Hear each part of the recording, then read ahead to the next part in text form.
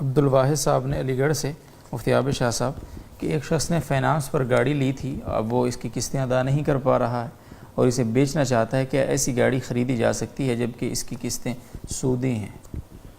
جی، finance پر گاڑی لینے کی صورت بھی انہوں نے واضح نہیں کی ہے، اور یہ اس لیے یہ سمجھنا مشکل ہے کہ یہ اس کی قسطیں کس طرح سے سودی تھی۔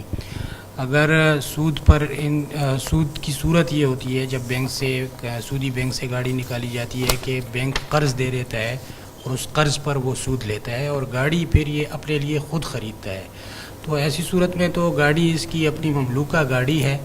اور اس گاڑی کو یہ اگر آگے بیچتا ہے دوسرے آدمی کو تو ایک متعین اور معلوم قیمت پر یہ آگے آدمی کو بیچ سکتا ہے، اس میں شرعاً کوئی حرج نہیں ہے۔ لیکن جیسے لگ رہا ہے ان کے سوال سے بظاہر تو یہ اپنے اس کنٹریکٹ کو جو ان کا بینک کے ساتھ ہوا ہے یہ اسی عقد کو ٹرانسفر کریں گے اگلے خریدار کو، اور پھر بجائے ان کے وہ قسطیں بھرے گا۔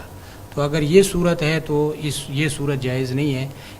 ایسی صورت میں اس طرح شرعاً کوئی عقد ٹرانسفر کرنا وہ درست نہیں ہے۔